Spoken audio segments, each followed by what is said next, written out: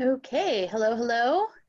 This is the writing groups chat. Oh, good God, I am not awake yet. Writing groups panel in our chat. I'm Val Griswold-Ford. I am an author and editor, and I'm going to let these three lovely participants introduce themselves. Leslie, you're the first one up on my screen, so go for it.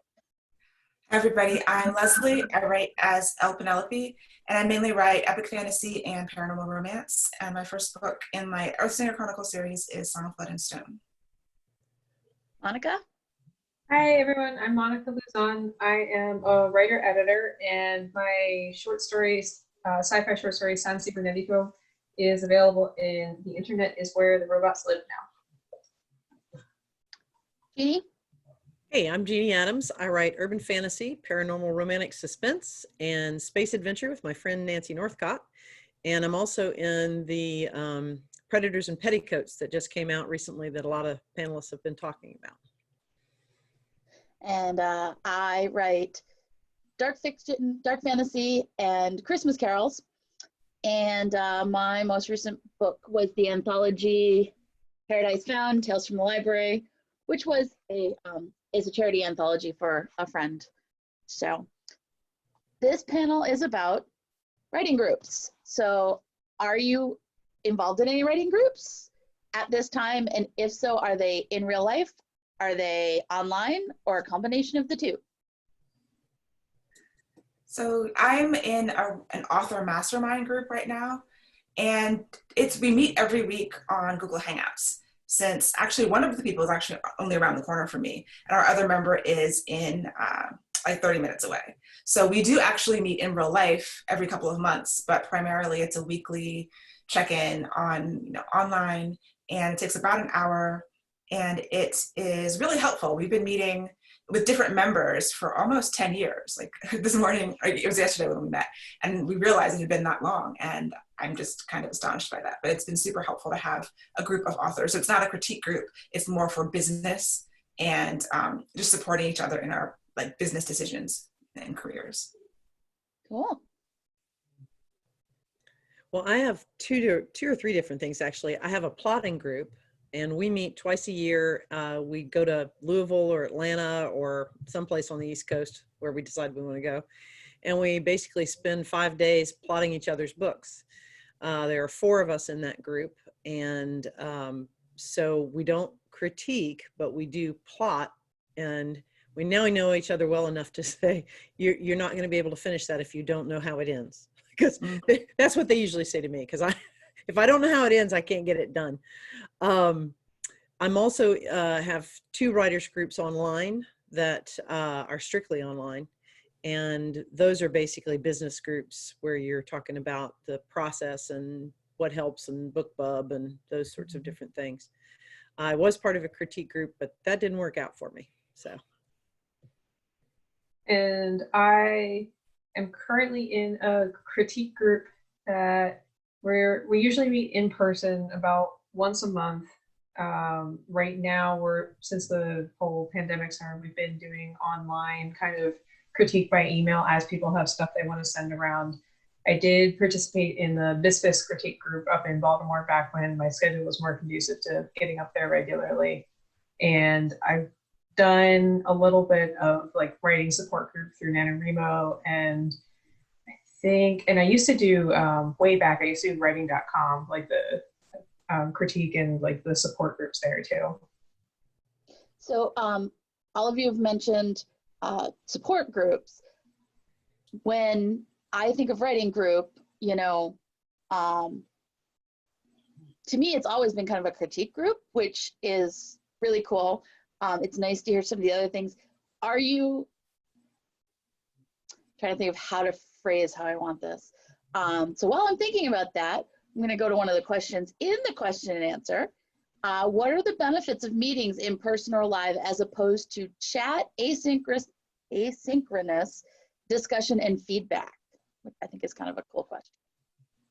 So, sorry, would you like to go? No? Okay. No, go ahead. So for our writing group, the critique groups, I know some critique groups will do sending out the manuscripts to everyone beforehand so they have a chance to read it, and then they sit down and discuss the manuscript in person. The critique groups that I'm in, we have a certain amount of a rough word count that you can bring up to that amount, and then we'll sit there and read it live and react to it live, which I think is really beneficial. For me, it's helpful to see if my humor got across in certain points, because people will be reading and then they'll laugh at something you said, or if everyone suddenly like gets a really confused look on their face, but they don't say anything, even if they don't note something down on the manuscript or tell you about it later, like you can, if you're paying attention, you can notice, okay, they got confused here, I need to work on this later. Yeah, I think that the benefit of doing it just in real time with a group of people is the feedback and the reactions and things like that. So if you're just doing it by email, it takes a longer time, and it's not as easy for multiple people to sort of weigh in and bounce off of each other.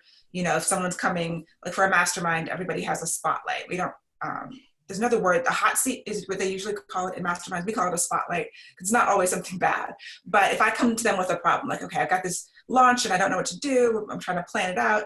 And, you know, my partners will come back with feedback, and then they might disagree with each other, or they'll have different perspectives.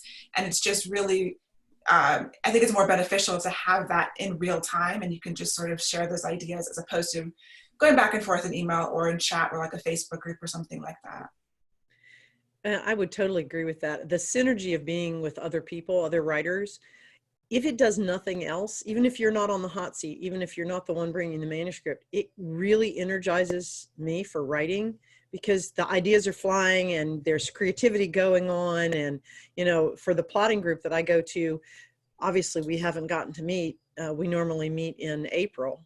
And so we did it online. We did it by Zoom.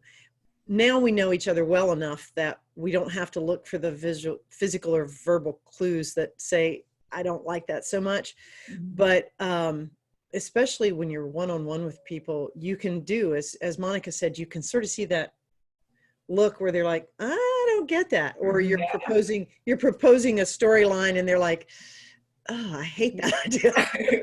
So, I mean, even if you end up doing it virtually later, it's so good to be part of one, especially when you're starting out as a writer.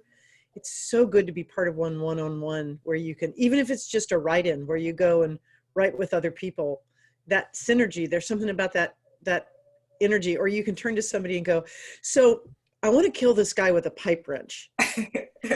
Nobody's going to look at you and go, you know, because they're writers. They understand it completely. I will say something, depending on where you're meeting. So I am part of a creatives group. We normally meet in our local coffee shop, which is attached to a bookstore. Awesome. We have gotten looks for, okay, but yeah, the cyanide is not going to act that quickly. We had another really good question in here, and I'm going to actually bring you back up, Jeannie, because it was a question about types of groups. And the first time I've heard about a plotting group, and another question was, what is a plotting group? So, Jeannie, talk to us a little more about this plotting group. We, the four of us who do it, we had all gotten, we'd all gone to a Michael Haig seminar. And the way he talks about plotting and not only the 3-act structure for like you do with films, but he has a 7-step division of a way a story should fall and the beats of a story should fall. And we had all also taken this class that talked about a W plot. So here's the beginning of the story. Things start getting really bad. It looks like things are getting good, and it gets really, really bad, and then it's the dead run to the end. So we all kind of had this background, and we were trying, each one of us, to figure out how to make that work for us. And so we ended up getting together. We were all at a conference, and we sat in one of the gals' rooms, and we were all like, well, what about this? What about that? Okay, what about this? But no, if you think about that. And so it just sort of metamorphed into this plotting group. And so what we do is we start with, if Leslie was in the group, we'd say, okay, Leslie, give us the basic bullet points. What's the start of the story? What's the first turning point? What's the middle? What's the big black moment? What's the conclusion? And then if she, for instance, said, I know where it starts, I don't know where it ends, we'd help work through those points. Some people need more points than others. I really need the big points. I need the turning points and maybe a couple things on the other legs, but I don't want much more than that, because generally I fly by the seat of my pants. I'm a pantser. I don't want to plot it too much. I want those high points though. And one of the other gals, she needs like chapter and verse all the way down, and that makes her happy. So that's what we do for her. And again, one-on-one, it's really great synergy. And I found, I haven't done a plotting group, but I've done like sessions with people, with other writers, where we'll get together and work on, if we're getting stuck in something, and talking through your plot like that can help so much, because we spend so much time in our heads. And sometimes all we have to do is try to explain it to someone else. And then either they'll give you something, which might not be exactly right, but it'll spark something, or it'll just, the act of talking it through spark something. You're like, oh wait, I think I understand. I think I get it now. And it just really helps. And also talking it through with someone really helps pull out laziness in your plot development. Yeah. Like, it's like, the story, like, what you want to tell, and it's like, yeah, but I don't really need to think about that. No one's really going to notice that. And then, or I don't want them to notice that, so I'm going to pretend they won't. And then when you start talking it through, and they're like, but why is your character doing this? Like, they can't just be bad because they're bad. It's like, yeah, I was going to work on that. I swear I was going to figure that out later. Like that kind of thing. Questions. Yeah, people will ask you, oh, why? And you'll realize, I have no idea why they're doing that. Like, I never thought about that. It just seemed so obvious, and you move on to the next thing. But you kind of do need to know these things, and sometimes you skim over them because you're so excited about this other thing over here that you're like, oh, wait, I guess they do need a reason for being that way or making that decision. One of my plotting partners is fond of stopping one of us and saying, okay, I know it's convenient for you to have that happen, but you need to explain to us why it's going to happen. Oh yeah, that. Yeah. So springing off of that, do your writers groups are all of the writers in the groups writing in the same genre, or are you writing again across different genres? And do you find that a help or a hindrance? My writing group is, I would say we're mostly speculative fiction, because we formed at Balticon after a Balticon 1 year, and we were lamenting the lack of sci-fi fantasy writing groups in our general commuting regions, and we realized that we were all kind of within a commuting, we could once a month get together pretty easily, and so we're all kind of at least have some speculative elements, but sometimes there's more horror or more romance or more teen or more sometimes it's children's stories, or different lengths of stories, like novel excerpts or flash fiction or even poems. It just varies widely. I think that's really helpful for me, just because I write weird stuff, and I feel like when I try to share that with people who prefer more realistic fiction, not even urban fantasy, just realistic historical fiction, there's enough of a mental cultural disconnect, at least on that point, that makes it a little bit harder. I think that such critique would be helpful. I just haven't found the right people to work with on that front, I suppose. In my group, we're all speculative fiction, but different aspects. And then actually, I write paranormal romance. And so one woman does everything from sweet romance to erotica to paranormal to just everything. And then I do fantasy also, and our other group member does fantasy and science fiction. And then other groups that I've been in, critique groups, have been through being a part of RWA. And so they were different variations of romance. I haven't been, there was one woman who used to be in our mastermind who had shifted into more nonfiction. And that was kind of a more difficult fit. And she eventually left to pursue more nonfiction things, because just in terms of marketing and the types of things she was asking, we didn't have any experience in that. So it's hard to, give her feedback and advice about stuff. The 4 people in my plotting group all met when we finaled in the Golden Heart in 2006. So we met through RWA. Nancy Northcott and I, she and I write the Space Adventure series together. She and I are the ones who branched out into science fiction and fantasy. We were both longtime science fiction fantasy readers. We both wrote paranormal romance. But then we went into the more science fiction fantasy side of it. But our two cohorts, one of whom writes suspense novels and the other writes historical romance, went right along with us. They were fine because the questions they asked were still pertinent. Why do they need to know that? Why are they doing that?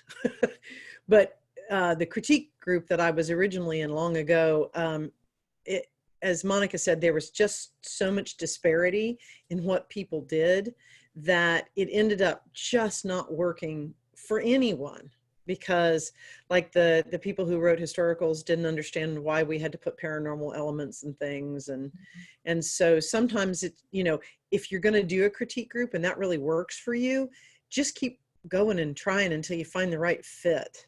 Mm-hmm. Because sometimes it's not that the critiquing doesn't work, it's that the fit doesn't work. And that could be the same inside of a genre, just finding critique partners who are giving you the feedback that you need.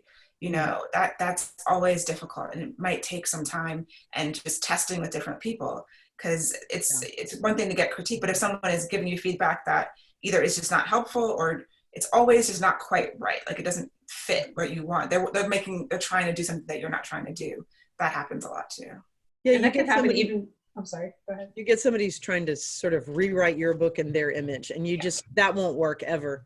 And you need to also be writing, critiquing with people who are somewhat on your level. Like a beginner and somebody who's been writing for 20 years, that often just does not work. I forget what I was going to say. Oh, I'm sorry, Monica. No, it's okay. No, you're just much more fascinating. It's okay. So what are the signs for you of a bad group? When one person is really dominating it, that's not good. Mm-hmm. And I've been in lots of workshops over the years, and if sometimes people just don't get what you're doing. I mean, I've had feedback from people. Like, it can be all different backgrounds. It's not really cultural, but because it can be different things. But there was especially, like, what comes to mind is one guy who, I'm writing Black characters, and there was just a lot of weirdness coming from him about my characters and not understanding anything that was, like, they seemed so foreign to him. And I just thought that it was outside of, like, the pale, like what was reasonable. So that was a bad fit. Like, I did not want him critiquing my stuff anymore, because not only was it not helpful, it was, just problematic in its nature. So things like that can be an issue. I had one in that same early critique group where every time somebody would bring a story idea to the forefront that she didn't think would sell, like she would say, well, sports stories don't sell, so we just don't even need to critique something sports related, because sports stories just don't sell. And we were all like, just because there's not any out there right this moment doesn't mean they're not going to sell. And given how much I watch football and baseball, I'm sure that there is a market for them. Well, she was just adamant that nobody bring that kind of story. And again, that just doesn't work. If somebody's not willing to hear your story or read your story with the idea of helping you make it better, as opposed to, well, I don't think that'll sell, that just doesn't work. That is one thing that I do like a lot about my critique group, is that the people that I do the critique group with, we don't all write the same stuff. So some of them write content that I might not pick up off a shelf. Like if I was in a bookstore and I was looking at 2 different like sci-fi books, and one of them was theirs and one of them was another one, I might pick up that other one. But when in the critique group, I'm getting exposed to more, because I'm not like, I go into it with an open mind. Like I want to see what my colleagues have come up with. I want to learn and help them improve. And I think it's good. Like I grow as well from being exposed to stuff that I wouldn't necessarily pick up on my own, just because of where my reading tastes are at that moment. And it's really cool. Like honestly, it's really cool. I like that a lot. We got a question in the Q&A talking about the size of a writing group. Are there benefits to being part of a smaller group versus a much larger group? What do you guys think? I can't imagine this 35, that's not, like that the person mentioned there was a 35-person group. That not all the people come all the time. I have never been a part of anything that large. I've been in workshops, like more class situations where it's like 9 or 10 people, and that's at max. I think the only disadvantage to a larger group is sometimes too much feedback is not always, like more is not always better. You know, it's quality over quantity. If I get 10 critiques of my manuscript or the pages, that might be overwhelming. And so as far as like an ongoing critique group, I was a part of one that was about 5 or 6 people for a couple of years. And that seemed like a good sweet spot. Because especially when you're newer and you're in writing, like it's so easy to push people to like kill their spirit, you know, like we're fragile, we're artists. And as thick as our skin has to be, it grows over time. And so I just don't know. I have never experienced that, so I couldn't say really. I've been in one critique group situation where there were about 30 people who showed up, and we ended up being broken down into smaller groups based on, I think it was kind of based on a mix of experience, and so that each group had someone who was a little bit more experienced, but it was so that everybody could have built about the same writing level.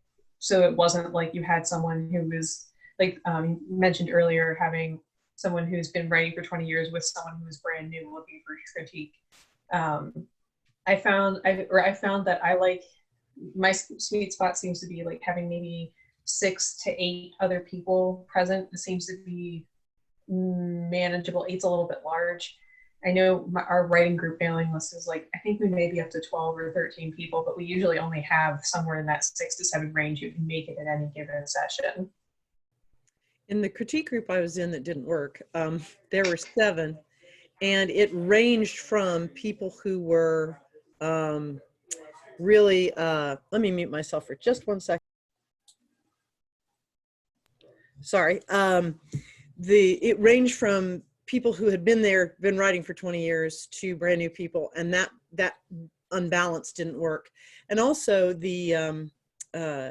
the size of it meant that the way that particular critique group worked is you were supposed to write a chapter and send it out to the group to be read, to be reported on the next week, and then have another chapter ready to go. Well, that kind of speed doesn't always work for people. And then I found at least that everybody's comments, as Leslie sort of mentioned in what she was saying, the comments got so overwhelming. 8 different people's comments made me think, well, maybe I don't know how to write the story. And so I would change the story so much that it became not my voice. Mm-hmm. So that was very difficult. The plotting group has been, I think, successful because it's 4 people. Now we have had 6 at one point, and then one of the gals moved to England. And we sometimes have 5, but mostly it's the steady 4. That seems to work really, really well for us anyway.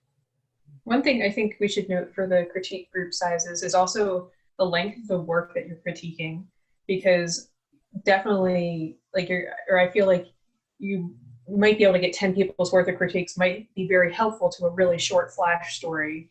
But when you're working on something that's more novel, like you want someone who's going to dedicate the time for and commit to helping you work through that and be present enough for that. And it tends to not be 8 people who can guarantee that they're going to have that free time. Like 4 people definitely seems like a better number for plotting and for novel work and inspiration than having 10 people for that, versus like 10 people for a flash story is still a lot, but it might help ID that one like word that you might need that volume of comments to figure out where you need to streamline that one line.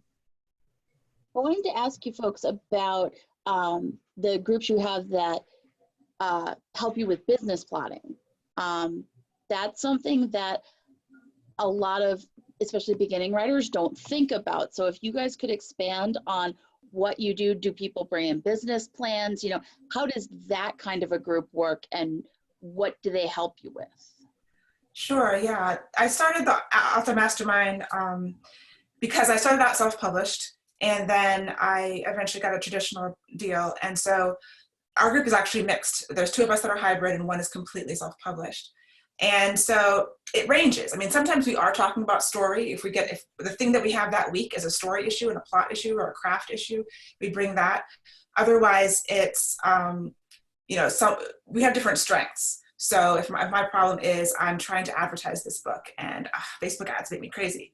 So one of the women in the group is really good at Facebook ads, and she'll talk us through, or we'll all kind of brainstorm and we're all focused on slightly different aspects. So it could be a business plan. Like, I'm big into scheduling. I love Gantt sheets, and I love scheduling my writing year and scheduling my quarter and my year.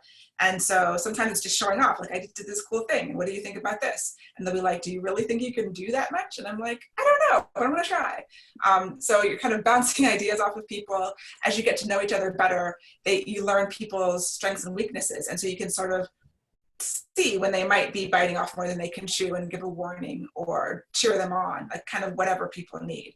So it can be marketing, it can be, do you know a good copy editor? Because the last copy editor I hired, I didn't like what they did. Or, what are resources about this? And since everybody is sort of plugged into slightly different groups and places and learning different things, we're all bringing different things to the table to support each other. And so, like, every week, since it's only 3 of us, we each have a spotlight. It can take 15 to 20 minutes to go through. Sometimes we don't. If I don't have something to talk about that week, then I just pass it on to the next person because they probably do.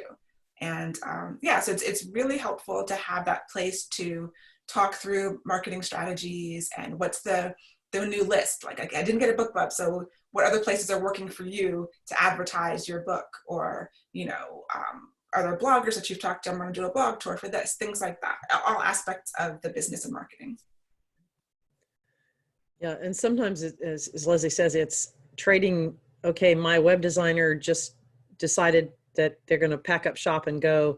Who's got a web designer who can pick this up? Who knows how to do get on BookBub, or who knows how to do this, or who knows somebody who can do some banner ads for me fast, 24-hour turnaround. Those kind of things, just having sort of a group. I've got a group on Facebook. We have a private Facebook group. Say that 3 times fast. And then somebody will just shoot up a question. And sometimes that's also the place where people go, wow, I got turned down. It was terrible. And because I started in traditional publishing and then went to indie.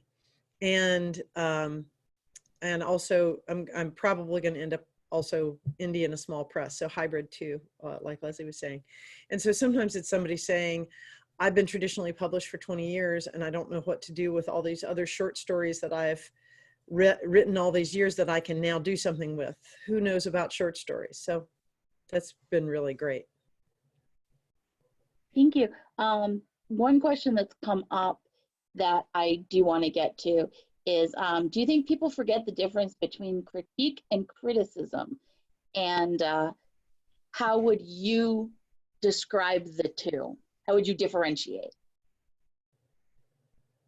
I think that critique, I think that people definitely do. And that's in those groups that don't work, in my experience. Because sometimes people come at like they're going to be, the New York Times book critic for your 20 pages that you submitted. And that's not really what a critique group is for. And it's not for changing it into the thing that they want to read. It really is. I mean, critique is an art form, I think, and it can be difficult, especially for people who are starting out. And so criticism is, doesn't care about making it better because it's already out in the world. Usually you apply criticism to a finished product. And then critique is during the process. It's trying to help the creator improve it and make it better and enact their vision and not the critiquer's vision. So critique is like wanting, it's like you said, it's wanting to be helpful, and it's about building people up. Criticism is, when I have encountered criticism in writing groups, it tends to be, as was mentioned before, the people are trying to, they don't like what you've written, and they're trying to change it, like really change it into something that they would prefer to read, and basically quash your voice. I agree with all of that. Okay. Another question that was in the Q&A. Do you guys have any tips for offering critiques or anything like that? I will add this in, any pet peeves that you get from critiques? Start with the positive and always say, it's just my suggestion, but you might want to XXX. When you get to the point where you think there should be changes, either say, it's just a suggestion, but you might want to, or you might want to check the fact here, or something of that nature, where you're not calling into question someone's writing, you're not calling into question someone's personality. You're just saying, hey, it's just my opinion, but you may want to check this. But always start with the positive, because anything you read, even the most beginner work, anything you read, you can find something positive to say about it. Mm-hmm. Yeah, I believe in like sandwiching, try to start and end with something positive. So, you give them a little something at the end after you've, given them your suggestions. I would say, consider this, like, think about this, like kind of that, put it in that tone. So it's not a personal attack. And I try not to say, you did this or you didn't do this, and say, well, I didn't understand, or so that they are clear that it's not about you, the person, the writer. It's just about this thing in the work, and try to separate it from the person as much as possible. And kind of approach it as like basically taking the blame for misunderstanding, approaching it through the lens of, okay, I'm going to pretend like maybe I didn't like this, but if I take it through the lens of I didn't understand this, maybe it just needs some clarification here, or maybe the fact needed to be checked. But I try to, like Penelope, Leslie, like you said, trying to not attack people and use the accusatory you, like, unless you're being like, you did a really great job. That's a great time to use it. And I'll tell you why I say that. One of the reasons I say that too is I did a critique one time, and it was supposed to be a critique. And I said, you may want to check this and it was a historical novel. I said, you may want to check this because I'm not sure this happened in this time period. Well, I was wrong. I was completely wrong. I didn't go look it up because it wasn't my book and I wasn't going to work on that time period. But as a reader, cold reader who didn't know the time period, and I was supposed to be critiquing it, I thought that might be a fact you want to check. Now, there are times I've been right. I have a friend who writes historical romance, and I beta read for her sometimes. And I said, I don't think there are raccoons in England. Sure enough, no raccoons in England. And, occasionally there's been things like I used to raise and train Dalmatians for the show ring. And so I got to know odd little pieces of knowledge about coaches and what kind of coaches the Dalmatians used to run with. So she had this thing, and I said, yeah, it wasn't invented until like 1800s. And she's like, oh. But most of the time in a different genre like that, I'm always going to say, for some reason, I don't understand this, or this doesn't seem right to me, but it may be fine because this is your genre, not mine. Because 90% of the time, I'm completely wrong. I just didn't understand it. But she needs to know that as a cold reader, I didn't understand it. Mm-hmm.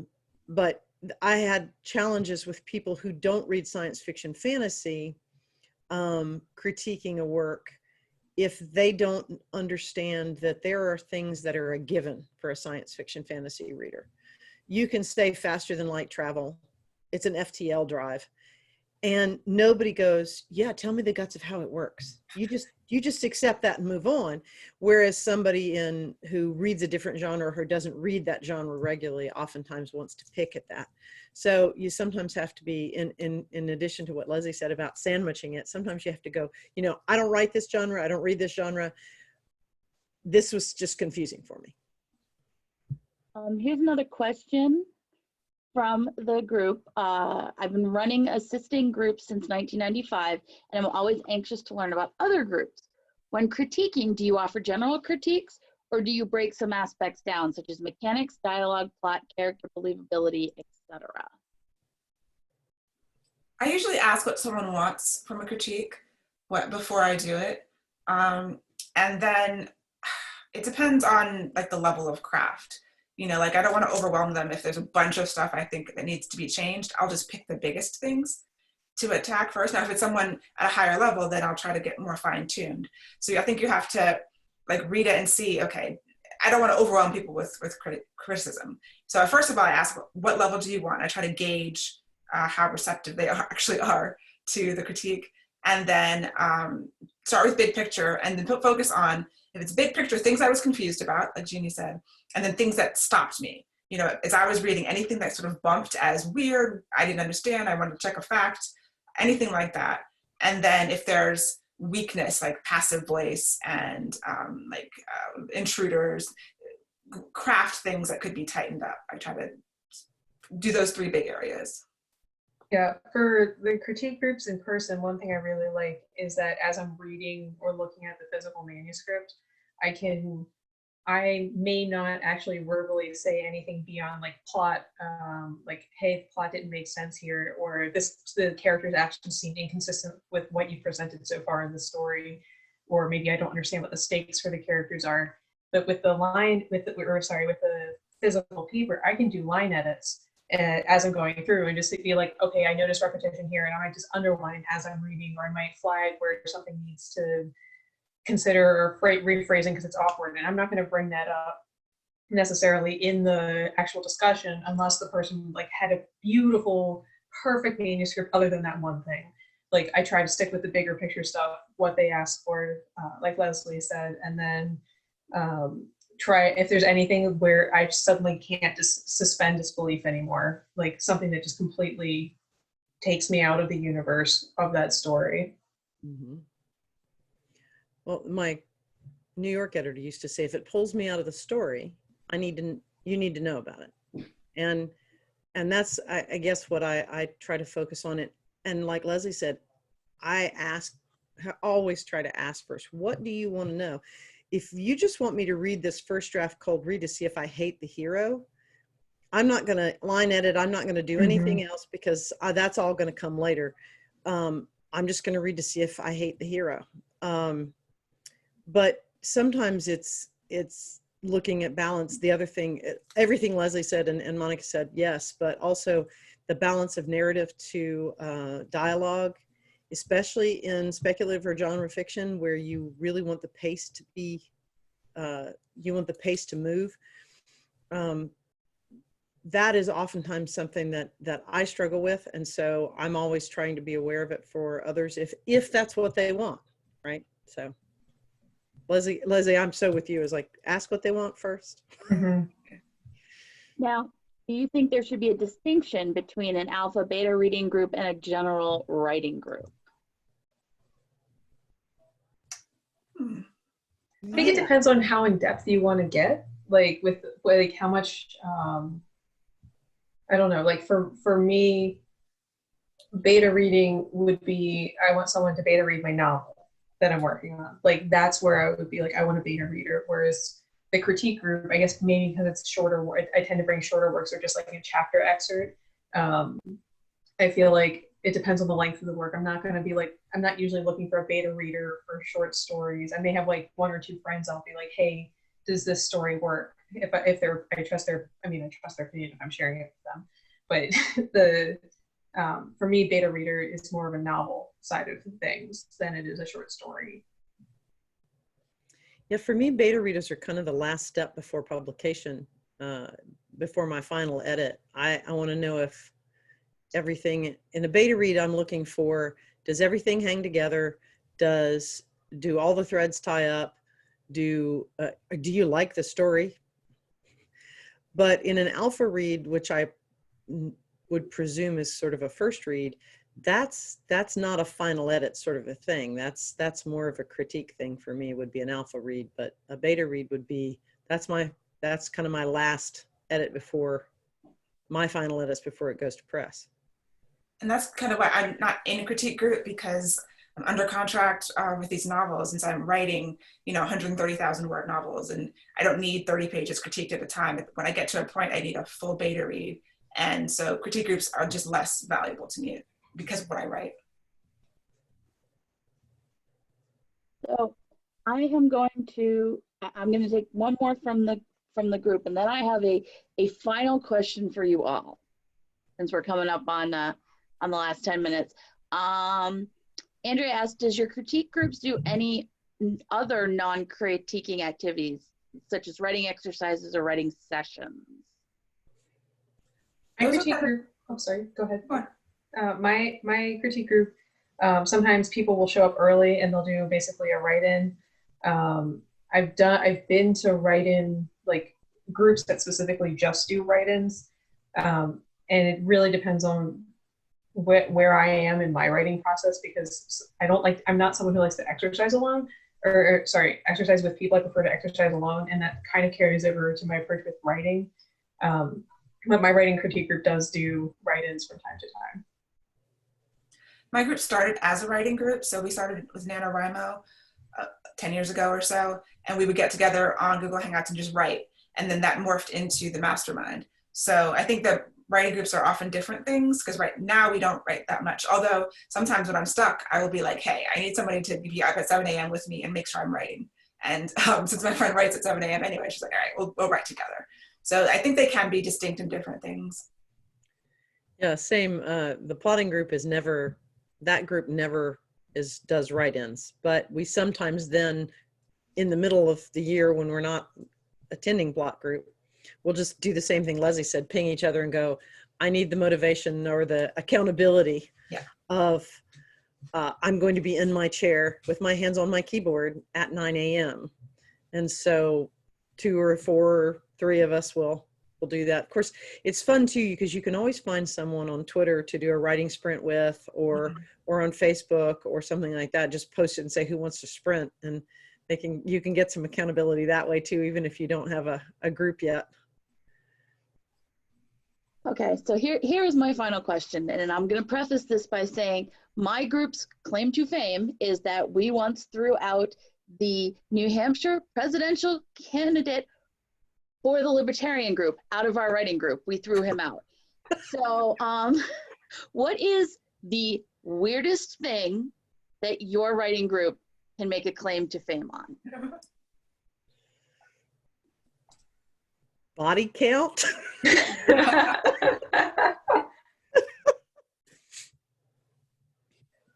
Yeah, not super weird. We just kind of, I don't think there's anything crazy that we've done.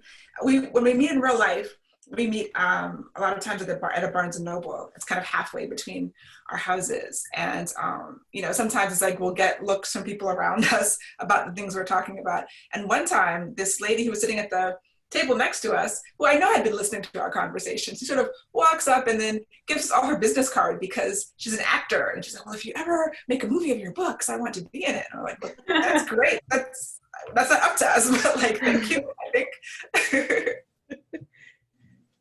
I can't think of anything. I'm trying to think, yeah. We did have a question. We did used to meet in a food court at the mall. And we did get some people who would get up and move away from where we were sitting. That was about the weirdest thing.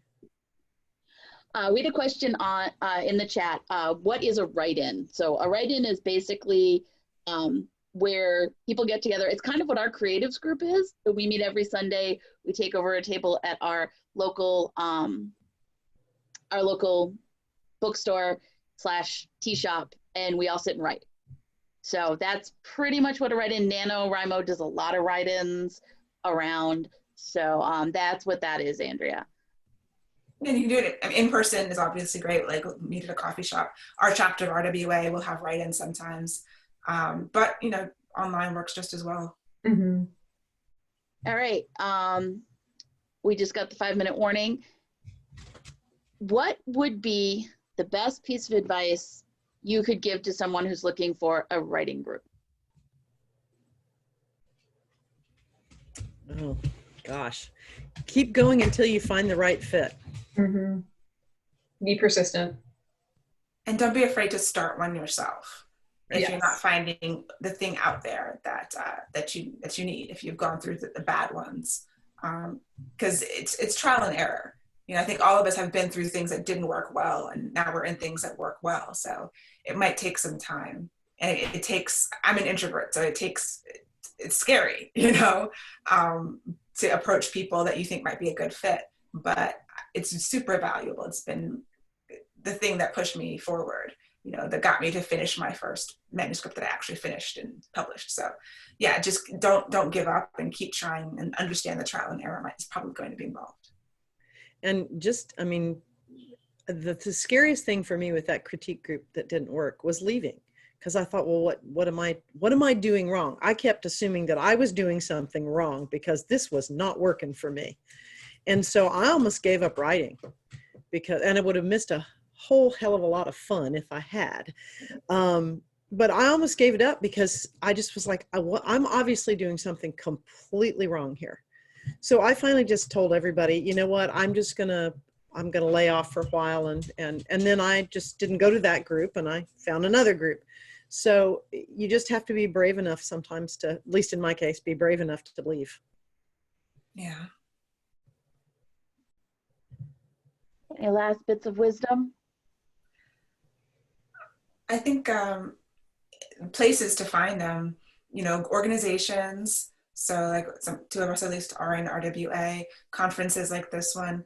I found some people at workshops. So I would, apply to different, like those week-long workshops that you go and learn things, or even day-long workshops. And you strike up a conversation with someone and exchange information. So there's lots of places. All of those things I mentioned are in real life things. But I'm sure there's lots of online ways to do it too. But sometimes in real life is easier because you get a feel for the vibe with that person and the kind of rapport that you have. Mm-hmm. Yeah, rapport means a lot too.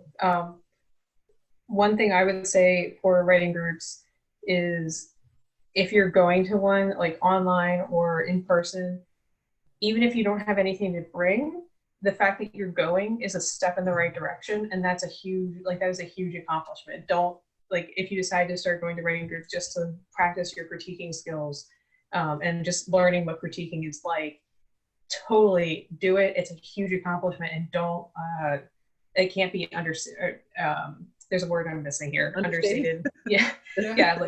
It's very important that it's a huge accomplishment. It's the gist of it. Any last words of wisdom?